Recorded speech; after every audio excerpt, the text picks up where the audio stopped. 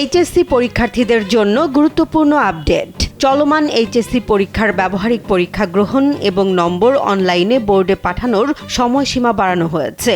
নতুন সিদ্ধান্ত অনুযায়ী আগামী 22 আগস্ট রাত 12টা পর্যন্ত ব্যবহারিক পরীক্ষা নেওয়া যাবে এবং প্রাপ্ত নম্বর বোর্ডে পাঠানো যাবে। শনিবার 8 আগস্ট আন্তঃশিক্ষা বোর্ড থেকে পাঠানো এক বিজ্ঞপ্তিতে এ তথ্য জানানো হয়। ফলে নির্ধারিত সময়ের মধ্যে ব্যবহারিক পরীক্ষা শেষ করতে না পারা কেন্দ্রগুলোর জন্য আরও কিছুটা সময় পাওয়া গেল।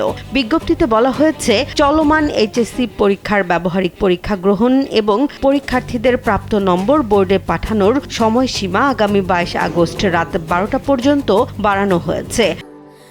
স্যান্ডেলিনা সো, রূপচর্চায় আভিজাত্য।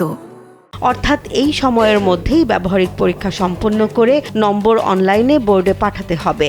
একই সঙ্গে কেন্দ্রের ভারপ্রাপ্ত কর্মকর্তা ও সংশ্লিষ্টদের বর্ধিত সময়ের মধ্যে ব্যবহারিক পরীক্ষা সম্পন্ন করার নির্দেশ দেওয়া হয়েছে। এরপর নির্ধারিত প্রক্রিয়ায় পরীক্ষার্থীদের নম্বর বোর্ডে পাঠাতে হবে।